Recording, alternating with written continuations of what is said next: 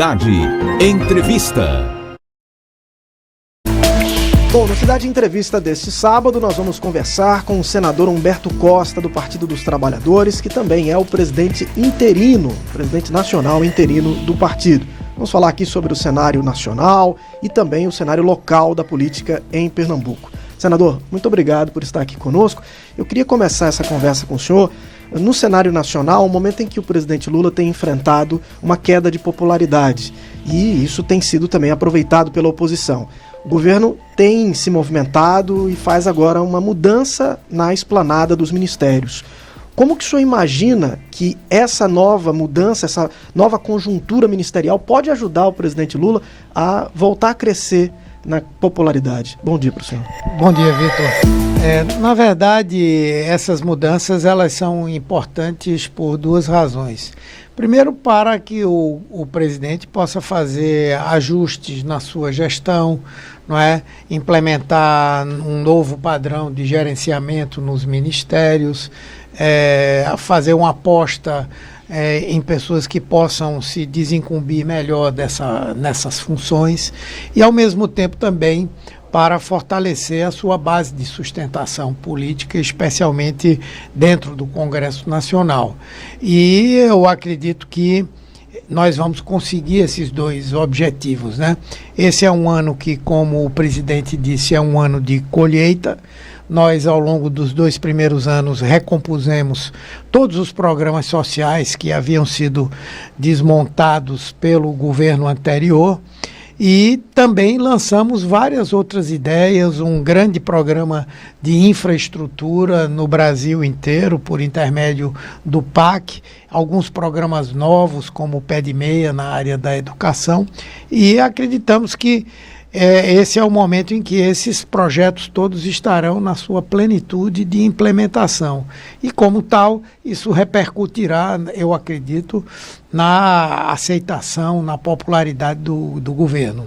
Os ajustes passam por questões técnicas, também questões partidárias, mas eu queria perguntar ao senhor especificamente a questão do Estado. Nós temos hoje ministros pernambucanos, ministro Silvio Costa Filho, de Portos e Aeroportos, ministro André de Paula, da Pesca e Aquicultura, a ministra Luciana Santos, da Ciência e Inovação. Pernambuco vai continuar com essa representatividade ou o senhor imagina que nós podemos perder espaço? Eu espero que continue, né? Para nós aqui do nosso estado é muito bom que tenhamos na composição do governo federal um conjunto de ministros que são daqui da região, que são pessoas preparadas, que conhecem as nossas necessidades, que obviamente não vão dirigir o trabalho do seu ministério unicamente para Pernambuco, mas certamente têm e terão um olhar diferenciado para aqui, para o estado, né? Então, a minha expectativa é que se mantenham, até porque eu creio que todos que lá estão hoje têm tido um bom desempenho, reconhecido inclusive pelo próprio presidente da República. Senador, eu queria falar um pouco sobre aquilo que nós já tivemos de alteração, a entrada da agora ministra Gleisi Hoffmann na Secretaria de Relações Institucionais, a saída do Alexandre Padilha para um ministério que o senhor conhece bem, que é o Ministério da Saúde. O senhor já foi ministro da Saúde. E a saída da ministra Nízia Trindade, que estava como titular da Saúde. Essa mudança em específico, como que o senhor enxerga e como que isso pode alterar a dinâmica política no momento? Qual é a importância hoje da ida da Gleisi Hoffmann para a relação institucional e do Alexandre Padilha para a saúde?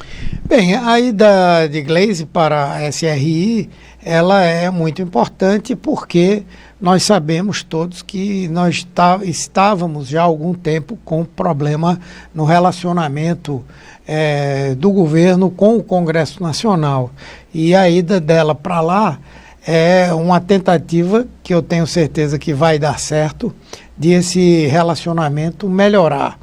Ao mesmo tempo, para nós do PT, cria-se também uma expectativa positiva, porque ela, na condição de ex-presidente do partido, ela sem dúvida terá um olhar diferenciado para o partido nessas articulações políticas, não é, no atendimento aos nossos prefeitos e governadores, enfim, eu creio que isso ajuda bastante. E diferentemente do que algumas pessoas dizem, de que ela é uma pessoa que tem pouco diálogo, ao contrário, nesse processo da presidência do PT, ela deu uma demonstração de uma grande amplitude, de uma capacidade de negociar, e isso vai nos ajudar.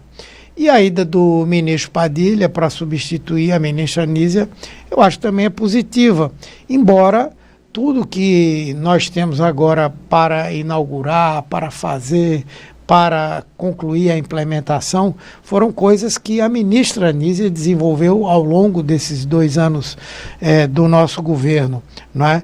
O que eu acho que pode ter uma melhoria é mais assim, do ponto de vista do relacionamento político com o Congresso Nacional, também com segmentos da área da saúde, e como o ministro Padilha é um político, talvez ele consiga transitar por esses segmentos com mais facilidades. Mas ele pegou uma situação bastante favorável para um bom desempenho, porque todas as bases, inclusive do programa mais importante que o governo vai ter na área da saúde, que é o Mais Especialidades, já está tudo isso montado pela ex-ministra Anísia. Senador, ainda sobre a Gleisi Hoffmann, a ministra Gleisi, nós já ouvimos em algumas oportunidades a ministra fazer algumas críticas à área econômica do governo.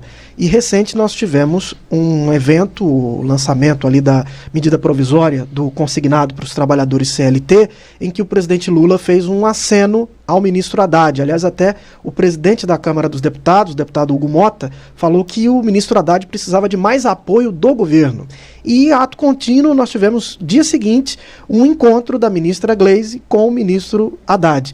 O PT está rompendo aí essas arestas, tentando aparar essas arestas? Não, na verdade, o PT não tem arestas com o ministro Haddad. Ele foi nosso candidato presidencial em 2018, foi candidato ao governo de São Paulo agora em 2022, sempre teve um bom diálogo com o partido. Agora, obviamente que o partido ele tem a sua estrutura autônoma, tem posicionamentos autônomos também, e a ministra Gleisi, em alguns momentos, externou algumas posições pessoais, como militante, como presidente, mas o partido nunca teve uma posição hostil ao ministro Haddad, não é? E isso que aconteceu num momento recente, por tudo que eu conheço da ministra Gleisi, ela jamais vai levar qualquer tipo de conflito a público, não é, na condição de ministra do governo Lula. Pelo contrário, a política econômica de Haddad é a política econômica do governo. E ela, com toda certeza, vai abraçar essa política, porque ela ocupa um dos cargos mais importantes, não é, da gestão do presidente Lula. Então, eu creio que não haverá nenhum problema. Ela é uma pessoa extremamente disciplinada, extremamente leal, e ela vai fazer tudo para que o programa que a Haddad implementa dê certo. Sobre política econômica, o senhor agora na condição de presidente do partido, qual a visão que o senhor tem dos últimos dados divulgados da inflação, em que tivemos no mês de fevereiro uma inflação de 1,31%, é o maior índice para fevereiro desde 2002, então nós estamos falando aí de mais de 20 anos. E tivemos também um indicativo de mais um aumento, isso ainda vai ser confirmado, de 1 ponto percentual na taxa de juros, que já está bem alta. Qual é a análise do senhor desse quadro, desse cenário econômico? Veja, esse aumento da taxa de juros já estava definido desde o final do ano passado, né? A diretoria do Banco Central, nas avaliações que fez, entendeu que era necessário que nós tivéssemos um aumento nessa taxa no mês de fevereiro e outro aumento no mês de março. A partir daí, nós vamos ver o que é que vai ser feito. Mas é importante dizer que o governo Lula, para evitar a inflação, ele vai fazer tudo o que é possível e imaginável. Por outro lado, nós estamos realmente um pouco acima da meta, mas qualquer comparação que se faça com os governos recentes, anteriores, a posição da inflação no Brasil, ela é bem mais equilibrada. Acho que nós temos condição de ter uma redução significativa ao longo desse ano, especialmente porque alguns fatores que atrapalharam a produção de alimentos no Brasil, como as condições climáticas, além disso, o próprio processo dessa defasagem cambial que se estabeleceu, terminou prejudicando também os preços, porque muitos insumos são importados, enfim. Eu acredito que nós vamos ter uma redução da inflação, que é o que mais nos preocupa, em particular a inflação dos alimentos. Então, eu creio que nós vamos ter, em termos de política econômica, no campo do controle dos preços, aquilo que nós já estamos tendo muito positivamente em outros indicadores. O Brasil está crescendo numa média internacional muito boa, muito positiva, o desemprego está lá embaixo, o rendimento da população está aumentando também, o salário mínimo continua crescendo. Então eu acredito que a atividade econômica, inclusive a atividade industrial, está crescendo também. Então acredito que nós temos fundamentos muito bons para o crescimento do país. Senador Humberto Costa, presidente interino do PT, conversa conosco aqui no Cidade Entrevista. Senador, eu queria tratar agora um pouco sobre essa notícia que vem do Supremo Tribunal Federal, da avaliação da denúncia feita pela Procuradoria-Geral da República contra o ex-presidente Jair Bolsonaro e outros envolvidos na questão do 8 de janeiro. Nós temos aí no dia 25, 26 a avaliação para que essa denúncia possa ser julgada e a partir daí o ex-presidente pode de fato virar réu. Qual é a expectativa do senhor em relação a isso? Como que o senhor observa esse movimento do judiciário? Bem, eu vi que esse processo, esse inquérito e a própria denúncia da Procuradoria-Geral da República estão muito bem fundamentadas, né? O inquérito que foi levado adiante pela Polícia Federal é um inquérito que é muito robusto em termos de provas. São provas não apenas testemunhais, como a delação do ex-ajudante de ordens do presidente da República, mas também provas materiais assim em larga escala. E eu acredito que essa denúncia vai ser aceita pelo Supremo Tribunal Federal. Aquelas pessoas que compõem aquele núcleo importante que organizou uma tentativa de golpe de Estado, acho que vai ser efetivamente tornado réu, e com isso nós vamos ter processos que vão avaliar a culpa de cada um.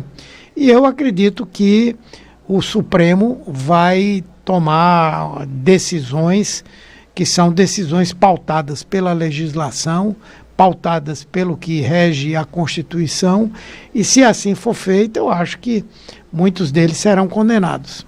Agora, para além disso, nós temos iniciativas no Congresso para a tentativa da anistia dos envolvidos no 8 de janeiro, e temos também no próprio Senado a iniciativa de alguns senadores na tentativa de criar um cargo de senador vitalício, mudar o foro dos senadores. Isso tem sido comentado nos bastidores de Brasília. O senhor acredita que vai prosperar essa tentativa? Eu acredito que não e espero que não, não é?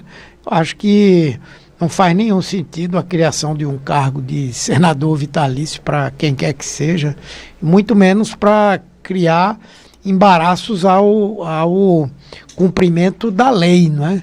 Se o presidente Bolsonaro for condenado, como qualquer brasileiro, ele deverá cumprir as penas que venham a ser imputadas a ele, não é? E acredito que qualquer tentativa de anistia, qualquer coisa como essa, eu acho que... Qual a estratégia do PT para evitar que a anistia passe, seja aprovada? Primeiro, de tudo que eu tenho visto, há um sentimento na população brasileira de que esse episódio não pode passar em branco, né? Porque, afinal de contas, se as pessoas forem julgadas com amplo direito de defesa e elas responderem pelo que fizeram, nós vamos ter um desestímulo a quem quer que seja no futuro de tentar novamente atacar e destruir a nossa democracia, não é? Então, a opinião pública, eu acho que é uma força importante para isso. Segundo, os dois presidentes, tanto da Câmara quanto do Senado, nos debates, nas negociações que foram feitas para conduzi-los, cada um à sua casa como presidente, eles disseram que não estava no seu radar a discussão sobre esses temas, né? Então, eu acredito que até mesmo incluir na pauta do Senado em algum momento esse tema me parece uma possibilidade remota.